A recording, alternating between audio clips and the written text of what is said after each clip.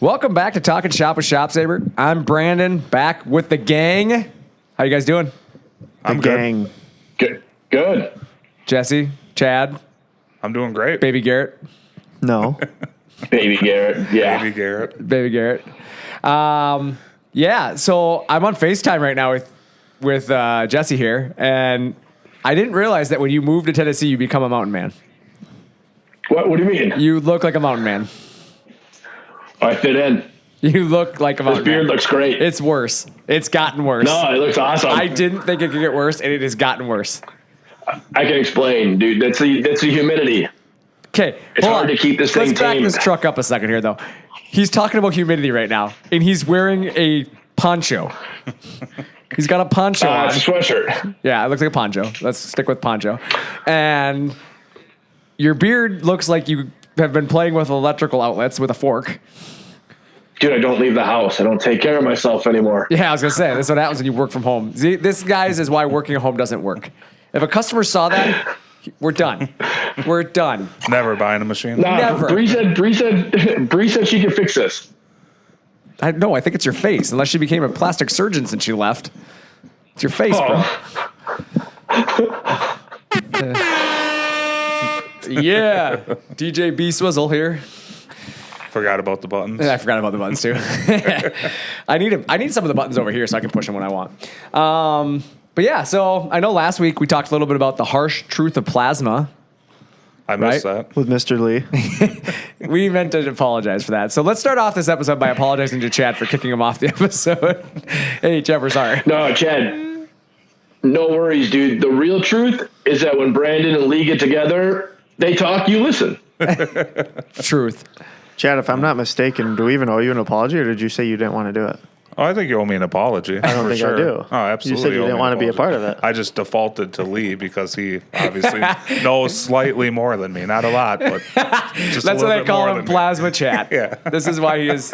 The Chad's famous line around this place is, we're all woodworkers, but today we're all metal workers. Oh, man. But yeah, it was a good episode last week. I mean, Chad, I'm sure you listened to it after the fact. You probably missed that you couldn't hear your voice. Yep, missed that part, but Lee had some great points. Yeah, I mean, the part where like you missed the 3 words you normally would have said in an episode. I think this is the most you've ever spoken on an episode. It's because it's not 4 o'clock in the morning. It's true. We had a bunch of meetings today, so we're shooting a little later today, and it's like, man, I think the new time is whatever time it is right now because Chad is in the game. He's like EA Sports. Had more time He's to awake. wake up today. He's out talking Jesse today. Jesse can't even keep up. I enjoy this. This is great. It's because Jesse's still trying to figure out how to get out of the cave he's living in right now. Bree, bring me some water Oh, that's funny. But yeah, and so an apple. how was your guys' weekends? Let's go there. Mine was great. Yeah? Yeah, Did you go absolutely. golfing? Absolutely. I knew it. Both days. Good for you. Yeah. Hey, has the Live Tour called you yet? Not yet. Not quite They're yet. working on Tiger, then I'm next. Tiger, then you're up. Yeah, they're like 700 to 800 million, $7 to $8. And that's the next one. I'm asking for $1 billion, so they're gonna. Oh, they're you're a going bill? for me next. You're a billion. Oh, hey, Brianna, how you doing?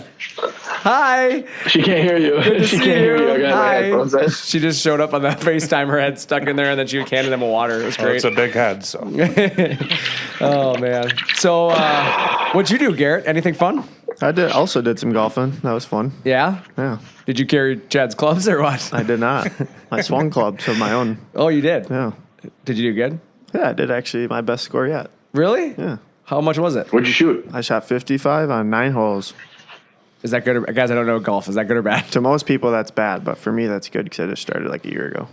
Well, congratulations. I'm proud of you. Thank you. If I could have the clap button here, I'd clap for you. I don't know if we have a clap button. I don't do we? either. I don't think we have one. So I said if we had one, I'd clap. Hey, there it is. Found it. Yeah. So, Jesse, what'd you guys do there in the mountains of Horseville? Well, we didn't go to the mountains. I thought you lived We there. went downtown Nashville Saturday night. Oh, yeah. I saw pictures. That's right. I did see pictures. Yeah, it was crazy. They had the WWE event there. I was hoping to see Stone Cold and The Rock. Totally disappointed. You saw Didn't show up. the Pebble and Lukewarm or what? I did some like no name wrestlers, I think, right when we pulled in, but it was fun. Yeah. Too bad Bree somebody got a hit you in the tattoo? face with a chair. Don't say that. That would have been sweet. Did you get Yeah, tattooed, Bree got a Jesse? tattoo of Minnesota. Yeah, I did as well. Yes. Did it say the hardest word my boss is? I put all you guys' initials inside of it. Did you? Yeah. Let me see it. I don't believe it. I can't take my pants off, sir. Oh, okay. And then we do what everybody does down here on Sunday. We went to church. That's cool. Yeah, the whole state. Just that's what everybody does on Sunday. That's Sunday. Church? Is there And anybody then- that doesn't go on Sundays? I don't think so. Not a single person? No one No, goes. it's some kind of church, whether it's like the Church of Roadkill or Church of Baseball or something. Okay. Well, there's that. Everybody just goes silent because they don't know what to say to that. Like, I don't know where to go with this. I'm not sure what the Church of Roadkill is. Yeah, I don't want to know. I'm afraid to ask that question. No, I'm just saying, man, there's just churches everywhere. Yeah. Well, I know this week's episode, we're going to talk a little bit about the evolution of business. So we should probably jump into that, huh? Business. Perfect. Are we talking about sales or just business? Business. Helen, we're both in sales. Let me tell you why I suck as a salesman. Jesse, go ahead. Take it away. Oh, just kidding.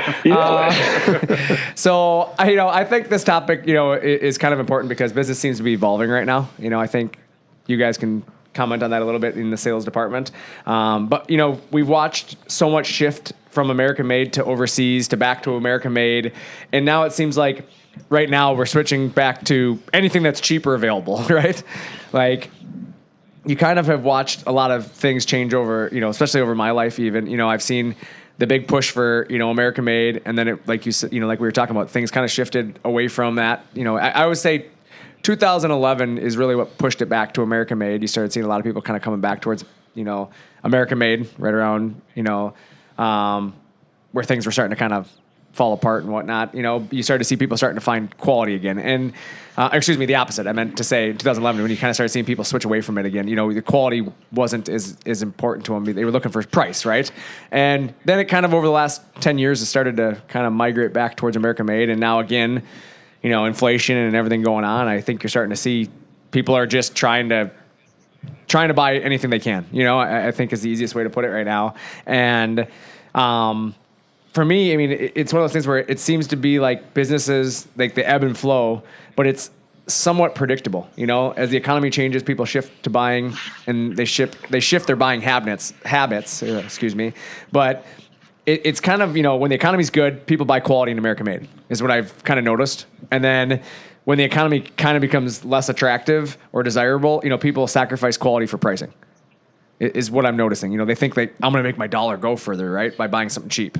But I think it kind of has an adverse effect, But I guess I would ask you guys to chime in here. The typical way we start these episodes off is tell us a little bit about, let's share your guys' thoughts on evolution of business. Chad or Garrett or Jesse, if one of you guys want to take it away.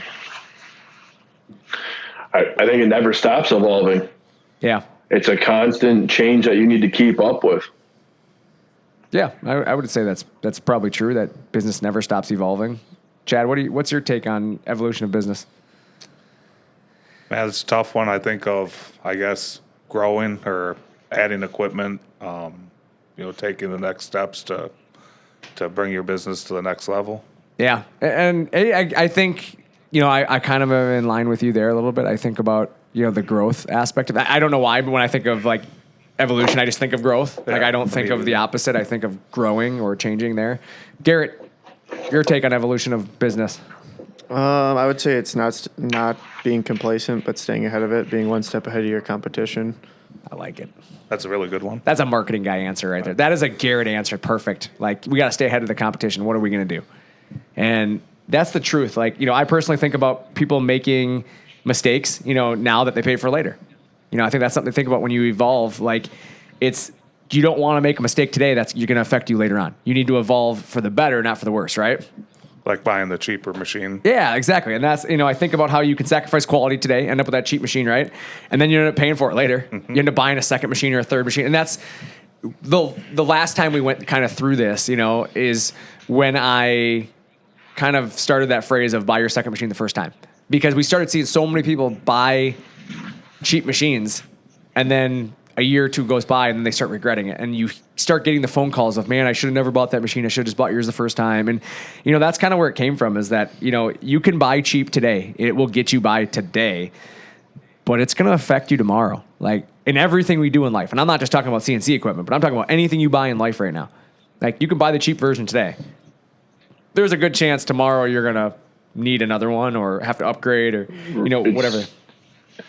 You're definitely going to have to evolve fast.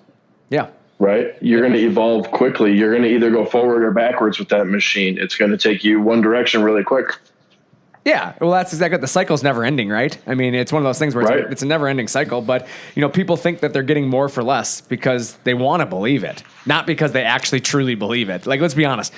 How many times have you ever bought something in your life for less and been like, I know I got a better deal?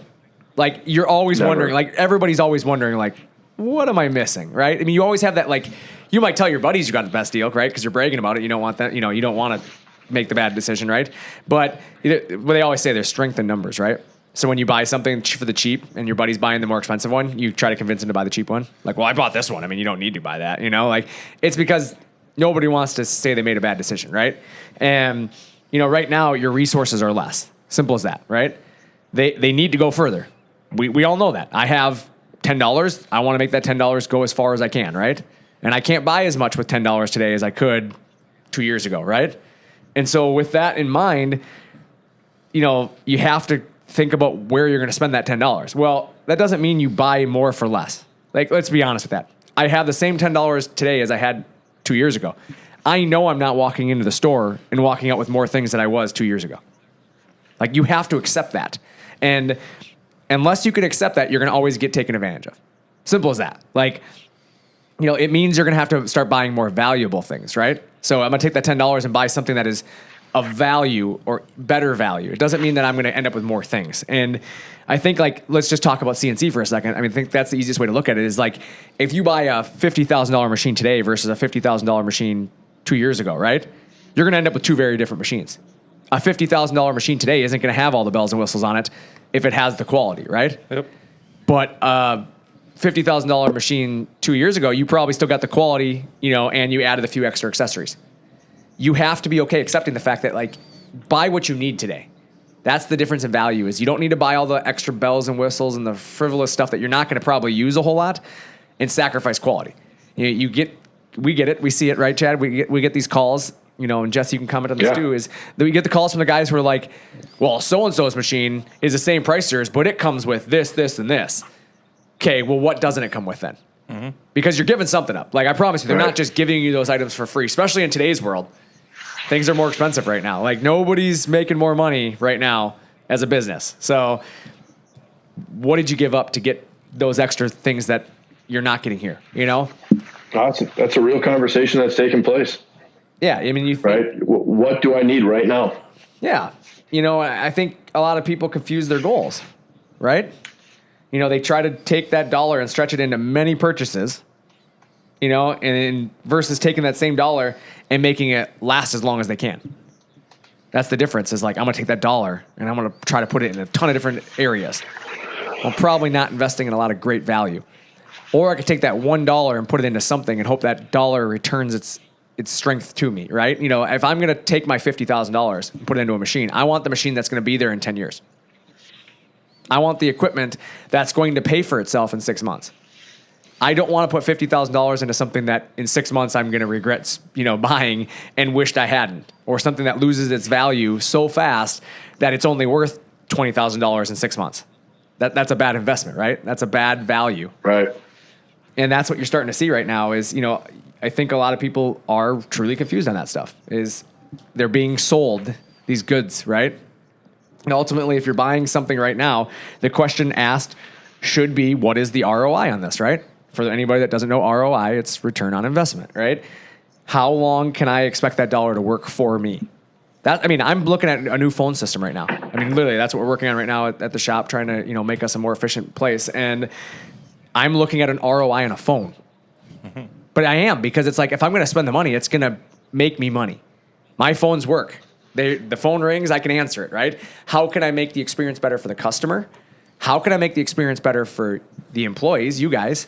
You know, I mean, let's be honest, Garrett, you help out a lot, right? I mean, you're kind of a jack of all trades around here. You're kind of the Swiss Army knife, correct? Could say that. I mean, truly, you are. Or I mean, you can brag a little bit. This is your opportunity. But you do a lot around this place. I mean, you take photos, you do videos, you do editing, you help me with the website stuff, you do pricing stuff with me, you answer the phones when somebody, you know, is out sick or needs help, right? Mm-hmm.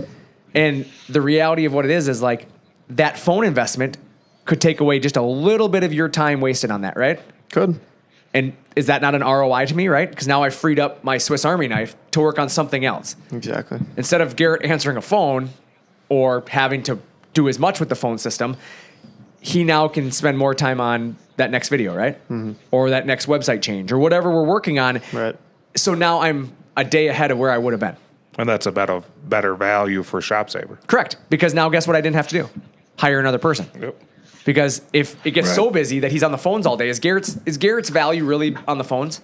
No, he's too talented, right? Mm-hmm. He enjoys he's openly admitted, like, I'll do it, I don't mind helping. But it's really, is that the best use of my money to put Garrett on a phone? No. I mean, the guy is super talented with, web development and all that. Like, I'd rather use him where I can, drive more sales. Mm-hmm. I can pick up a phone. I can't edit a video. Correct. Well, that's my point. Exactly. I can. Like, I should be able to sit there and answer the phones.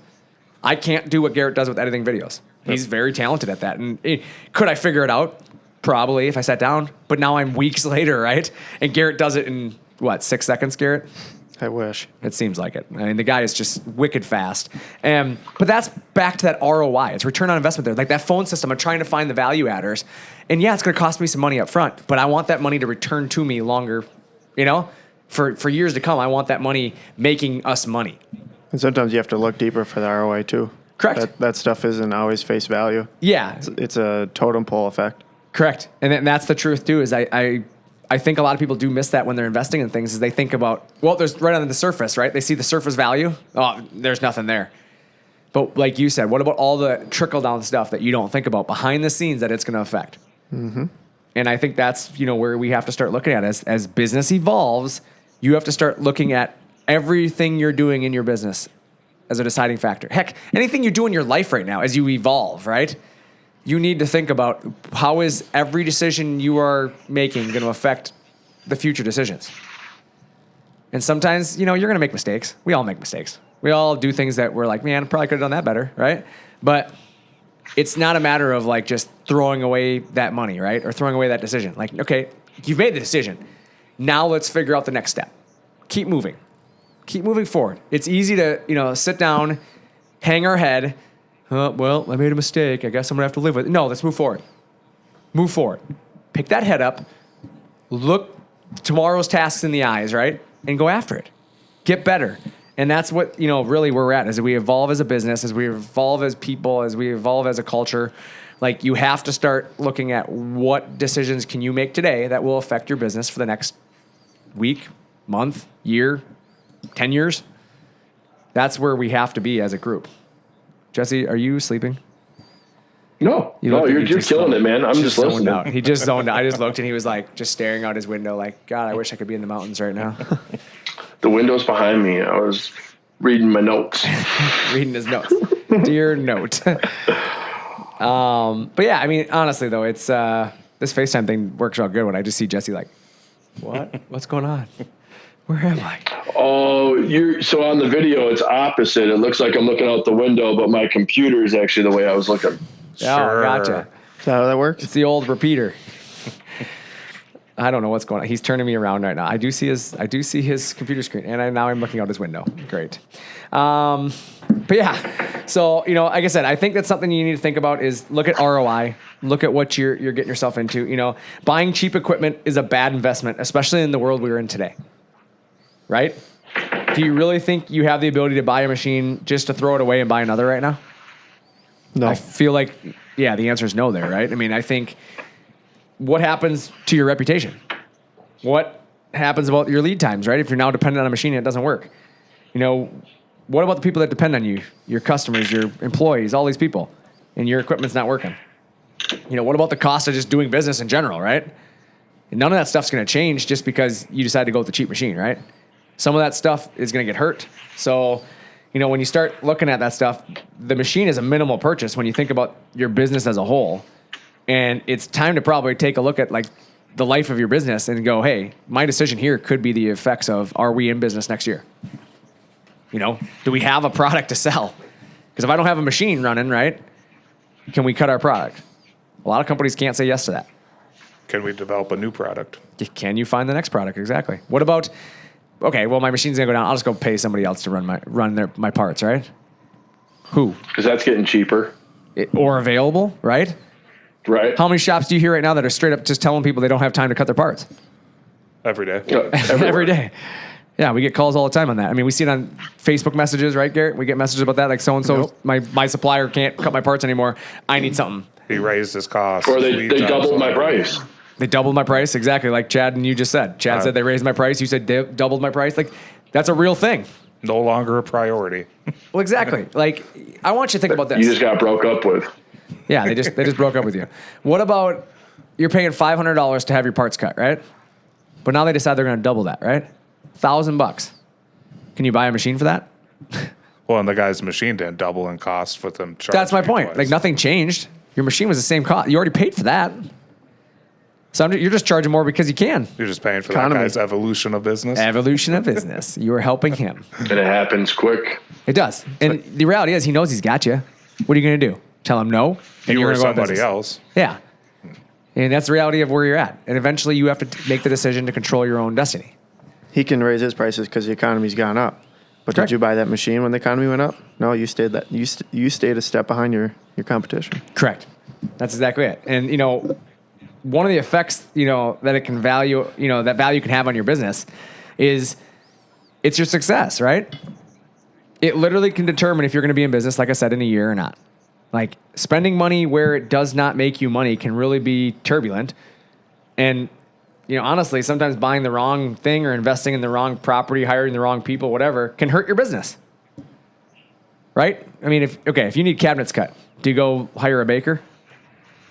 I wouldn't No. typically do that. Right? I mean, you go look for somebody who knows a little bit about carpentry, right? So That's right. it's the same thing with your CNC machine.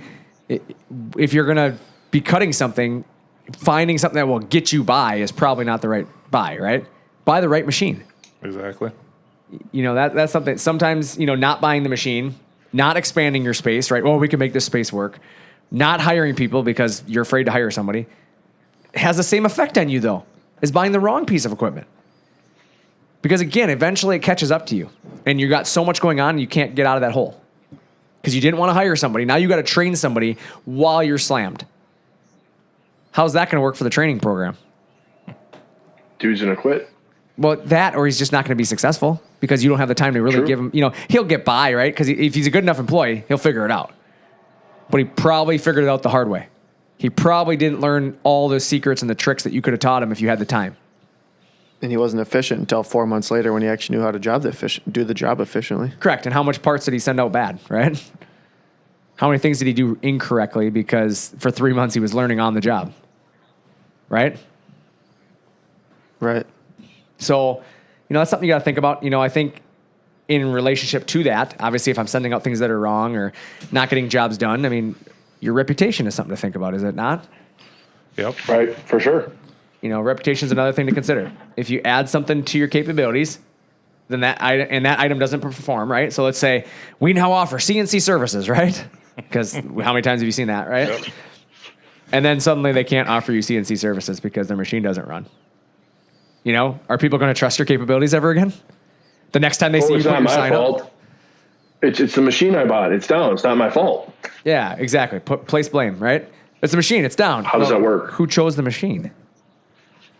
did. And the reality is, I get it. Things happen. Things can break down. Heck, you could buy a ShopSabre and you might have a failure on something, right? It can happen. The difference is when you buy a reputable product, you're going to have service and support and you're going to be back up and running. You're not going to have to explain to your customers that you can't cut their parts. You're going to be able to, evolve into that and get you to a place where you can get it resolved. Where if you buy something overseas, right, an imported product, and now your part that you need to fix the machine or get it running is 6 months out, right? Yep. Which is a very real world we live in today. Do they offer 2-day shipping from No China? doubt. Yeah. Do they have 2-day shipping? Can I get that 2-day shipping from that China? How fast that boat Can you go? overnight that, please? Yeah, can you put that boat in the extra gear? Let's go a little faster. Probably not going to work that way for you. You know, it's not true that let me rephrase this. Is it not true that a good customer is going to say less than a bad customer? For sure. Right? I mean, a bad customer is more likely to go out there and tell everybody that you couldn't get their parts cut Absolutely. or that your Right. parts were terrible versus a good customer is just happy you got the job done, right? They move on. I would say it's when you're on one end of the spectrum. If you're really good, then I think people talk about you. I think so too. I think the same thing. If you're in the middle and you're good, If you meet Not as much. their expectations, they don't talk about it. yeah, you got to go above and beyond. You have to exceed their expectations. You have to be better than they expected you to be, and then they'll tell people. Exactly. Or if you're worse than they expected you to be, they're going to tell people. Either way, you exceed their expectations, they're going to talk about you. It's your choice on what they're going to talk about, Right. right? So, sometimes you have to think about the money you've invested into the equipment from a standpoint of what will it do to your reputation? What are they going to say about me? That's something I think about when we buy equipment, when we do things. Like, I can buy the cheap version, right? It's not going to get us where we need to go. Employees, right? Let's step into that realm. Employees are an area that you need to think about the effects of your value, right? When you hire someone, you can hire someone who's cheap, or you can hire someone who's good. Rarely are they cheap and good, right? True. It's one or the other. They're either Same with CNC machines. That's exactly it. A CNC machine is an employee, is it not? Yeah, absolutely. So again, yes, you can pay more for a good employee, but you're going to get more production out of them. You're going to get something for that value typically, right? There's an investment there. There's a reason why it's more, right? It's the same with people. I'm going to go hire somebody that knows what my trade is or what I do. They come at a cost, right? Or I can hire somebody who has no experience and I have to teach them it all. And I'm going to save a little bit of money on the front end, but where does that cost me money? On the back end? Cost you your time. Time, because I have to teach you, right? Yep.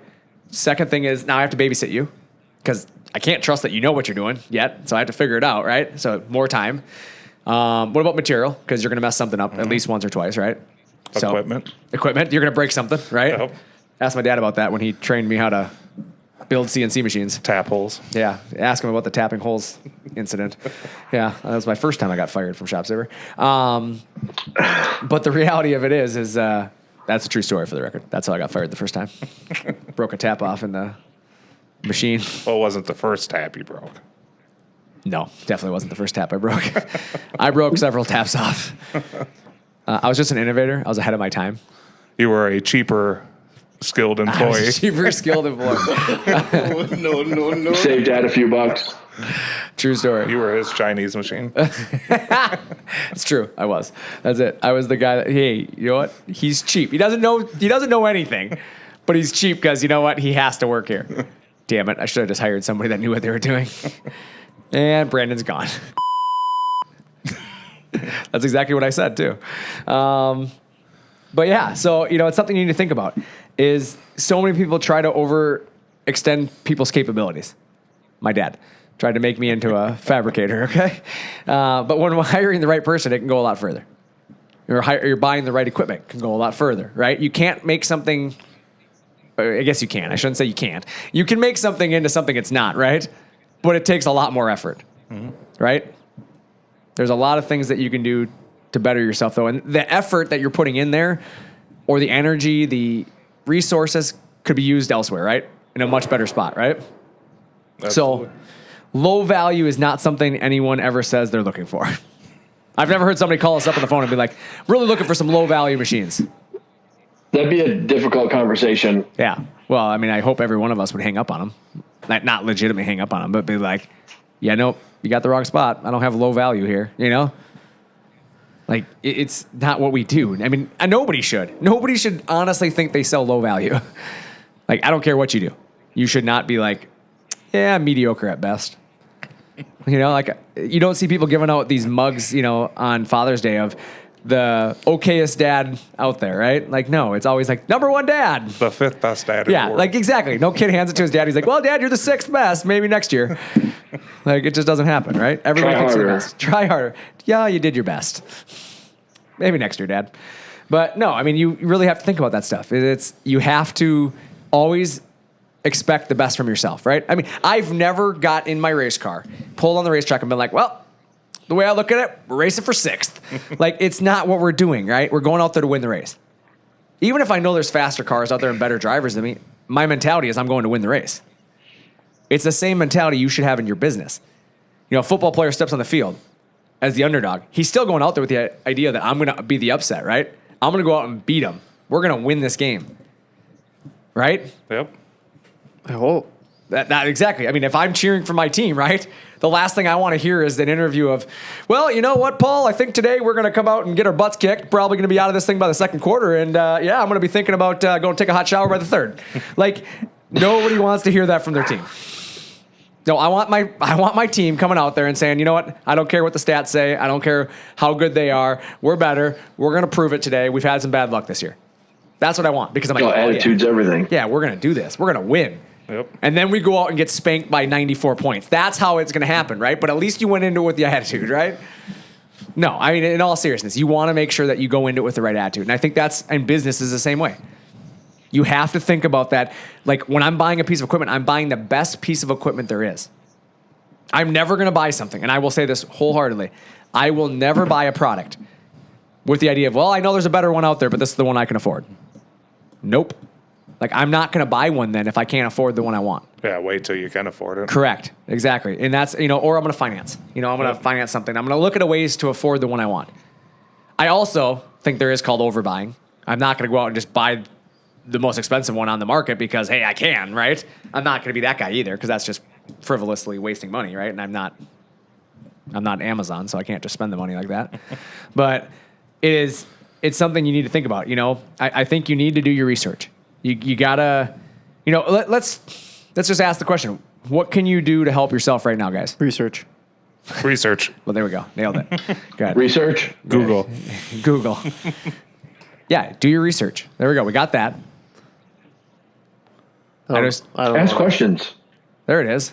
Ask questions. Pick up the phone. Ask questions. Make sure that you completely understand what you're looking at. Right. What he said. I agree with that 100%. Hey, Garrett, you got a button over there that would tell us what website to go to? Yeah, I think we do have one, don't we? I don't know if it works though. ShopSabre.com. Thank you. There it is. Yeah, that took a lot. I had to like really work at that one. You know, it'd probably help if Garrett had brought his show notes with him to their podcast, but what does he know, right? Research. Research. I'm going to research how to make sure that doesn't happen again. But yeah, you have to spend time learning. You have to stop pretending you know it all, right? You have to spend the time learning and asking questions. Yeah. Right? Talk to people in the industry. Yeah, I mean, asking questions can get you a long way. Just simply ask about the things you don't understand or you aren't sure about. You know, I think it's okay to ask for help.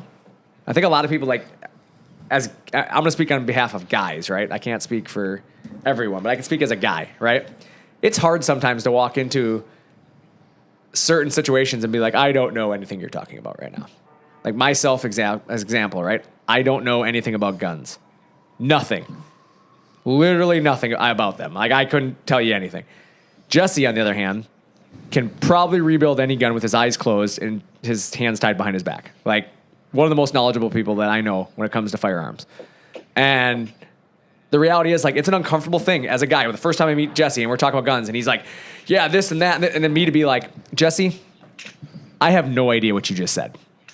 All I heard from your mouth was that aliens wear purple hats while they sit in the rain. Like, I don't know what you just said. Right. I have no idea what you said. Like, it's an uncomfortable thing because immediately you're thinking, like, this guy's going to think less of me, right? But you know what I got out of it? I learned a lot more about firearms because as soon as I told Jesse, I don't know what the heck you're saying. Jesse, you've taught me a lot over the time I've known you, right? I have. And you've spent time helping educate me and actually, helping me. Offer to train you, right? Yeah, and that's the thing is, like, the same thing to be said about anything you do in life.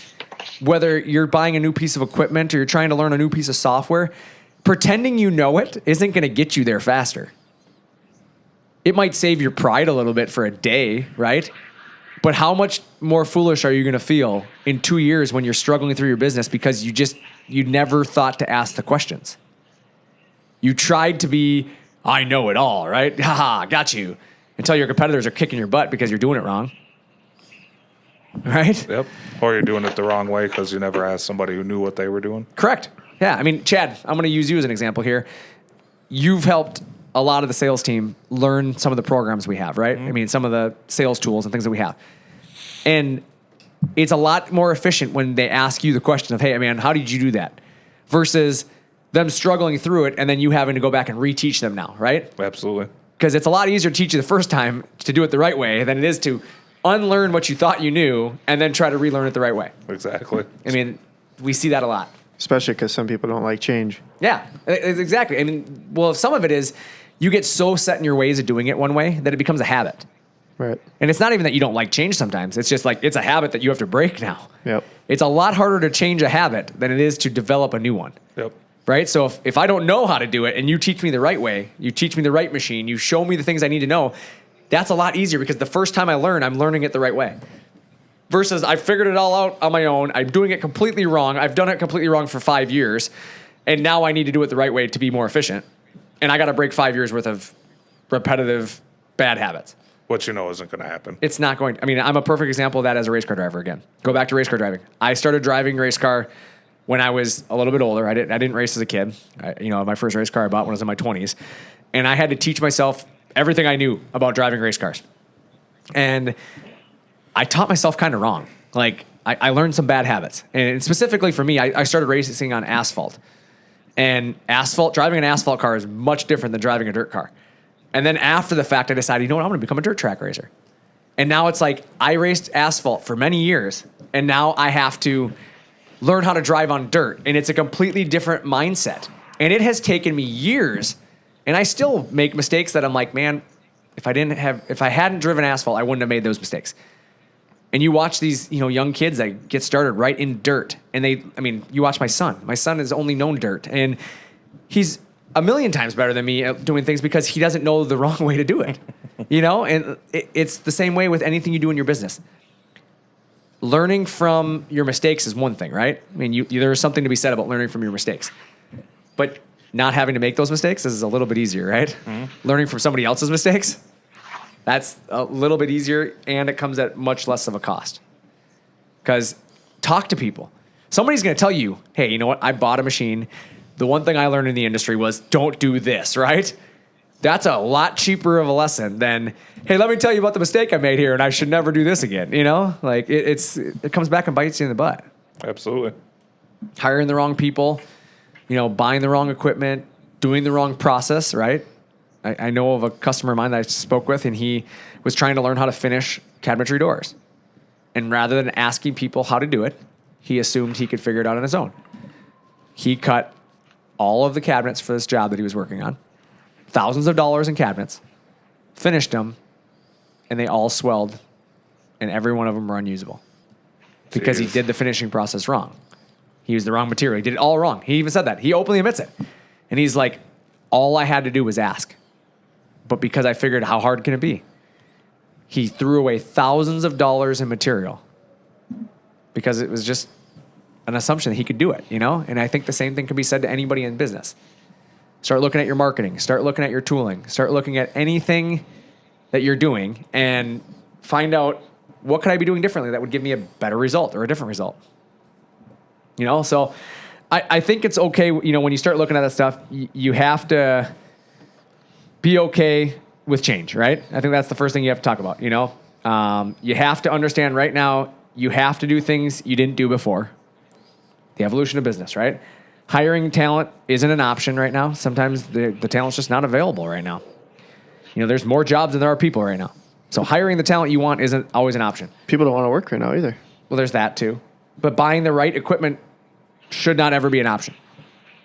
Ever. You shouldn't ever be like, well, should I or should I not buy the right machine? No, it should always be yes. We should buy the right machine. ShopSabre.com. Exactly. Not expanding capabilities can cost you more, to do it right later on. If you don't do it right today and we're going to do it right the second time around, right? How many times have you guys heard somebody say, I'll just buy the cheap one and then I'll go buy another one when that one fails? We just dealt with that last week. Right? And the question I asked straight to the customer, and I'll ask it every time, is, so let me get this straight. You're going to buy one with the understanding that it's going to fail. And then you're going to just go buy the same thing again because it failed? Well, yeah, I mean, it's cheaper. I can do that. Tell me honestly that when you buy a product and it fails you, that you're going to run back out and buy the same product again. You're not. Nobody does. Well, this light switch lasted all of 3 weeks. I'm going to go buy the same one again. No, you're going to find a better one, right? So your next purchase is with the expectation that I'm not going to do this again. So now I have to relearn what I thought I learned again. I have to reinstall. I have to do all of the stuff I did the first time a second time at more cost because the second one's going to cost me more. And I got nothing back on my first one because it's broken. That must be why it says buy your second machine the first time on our website, huh? That's probably why it says it. It's buying the right equipment should not ever be an option. Not expanding capabilities can be more costly than just doing it right and spending the money up front. Value is not cheap. Simple as that. So, repeat it one more time. Value is not cheap. Value is something you can depend on for a long time that is not going to nickel and dime your decision. You have to remember that as you move forward. So that's really my opinion of evolution of business right now. Shut up a minute. Okay. You go. You crushed it. You nailed it. Like, dang, you were on a roll. But yeah, it's the truth though. I mean, there's not much that needs to be said more about that. I think we kind of, put it out there that value in business and evolution of business are kind of the same thing, right? Mm-hmm. Yeah. You have to start finding ways in your business today to evolve, stand out, be better. ShopSabre.com. Value is ShopSabre.com. not Do cheap. it quickly. Value is not cheap. Value is not cheap. Yep, cheap isn't good and good isn't cheap. Ain't that right? Or is I don't know what just happened. I'm apparently paging at Walmart now. Sounds like you're in a closet. It sounded like I was paging. Where were you there? I felt like I was on the loudspeaker at Walmart. Clean up in aisle 3. I think, Jesse, didn't you have a customer that made... I like to repeat this. We've repeated it a few times on the show, but you had a customer that had a phrase that he coined about buying cheap equipment, right? Yeah, it's one of my favorites. It takes a really rich man to buy cheap equipment. Exactly. And you have to remember that. Value is different than cheap. Very, very different. Chad, thanks for saying so many words today. Hey, you're welcome. It was great to hear from you today. I'm glad I was here. I was glad you were here too. Man, a few words. Man, a few words, but they're always good ones. Usually. Baby Garrett, thank you for being here today. No. No. Adult Garrett. You. Whoa. That's aggressive. Very aggressive. We'll start paperwork. Well, with that, I got to do some paperwork. So I'm Brandon. I'm Chad. I'm Jesse. Thanks for talking shop with ShopSabre.